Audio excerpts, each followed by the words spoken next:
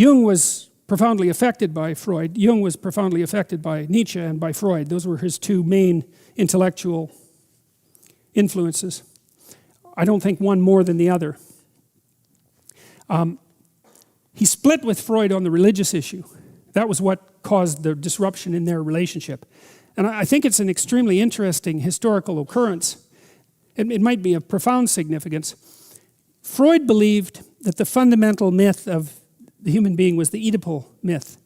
And the Oedipal myth, from a broader perspective, is a failed hero story. So the Oedipal myth is the myth of a man who develops, who grows up, but then accidentally becomes too close to his mother, sleeps with her. He doesn't know who she is, and as a consequence blinds himself. And there's a warning about human development gone wrong in that story. And I think that Freud put his finger on it extraordinarily well, because human beings have a very long period of dependency. And one of the things that you do see in clinical practice is that many people's problems are associated with their inability to break free of their family. Like they're consumed by the family drama, right? They can't get beyond what happened to them in their family. They're stuck in the past. And that's equivalent, symbolically speaking, you might say, to the idea of being too close to your mother, of the boundaries being improperly specified. And that happens far more often than anyone would like to think. As I said, Freud thought it was a universal. But Jung, see, he had a different idea, and his idea was that it wasn't the failed hero story that was the universal human myth. It was the successful hero story. And that's a big difference. Like, it's seriously a big difference. Because the successful hero story is, you remember in Sleeping Beauty, you may remember this in the Disney movie, the evil queen traps the prince in a dungeon, and she's not going to let him out till he's old, right? And so there's this comical scene where she's down in the dungeon, he's all in chains, and she's laughing at him, telling him what his future is going to be like. She's quite evil. And, you know, she paints this wonderful picture of him being freed in like 80 years and hobbling out of the castle on his horse that's so old he can barely stand up, and him with gray hair. And you know, and she recites this story of his eventual triumphant departure from the castle as an old and decrepit man, and she has a great laugh about it.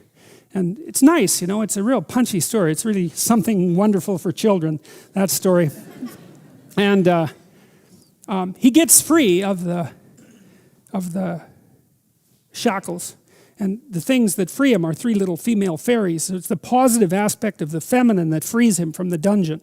So it's very interesting and very accurate from a psychological perspective. It's the negative element of the feminine that encapsulates him in the dungeon, and it's the positive element of the feminine that frees him. And then he has the queen, the evil queen, is not very happy when he escapes. You may remember this. She stands on top of her castle tower and starts to spin off cosmic sparks. I mean, she's quite the creature, enveloped in flame, and then she turns into a dragon. And then the prince has to fight with her in order to make contact with Sleeping Beauty and awaken her from her comatose existence, as her unconscious existence. And it's a brilliant representation of a successful hero myth. He doesn't end up staying in an unholy relationship with his mother, let's say. He escapes and then conquers the worst thing that can be imagined and is ennobled by that. And that, as a consequence, he's able to wake the slumbering feminine from its coma. And that's a Jungian story. And that's the story that he juxtaposed against Freud.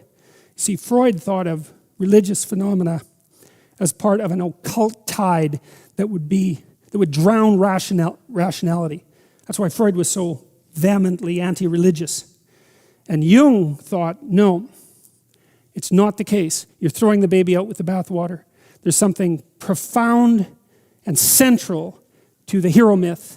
And Jungian clinical work is essentially the awakening of the hero myth in the analysand, in the client or in the patient, to conceptualize yourself as that which can confront chaos and triumph, and that's associated with an ennobling of consciousness and the establishment of proper positive relationships between male and female. Some of his work was spun off into the New Age, and the New Age is a very optimistic and naive movement. It's predicated on the idea that you can do nothing, say, but follow your bliss, and that will take you ever higher to enlightenment, and that's not the Jungian idea at all.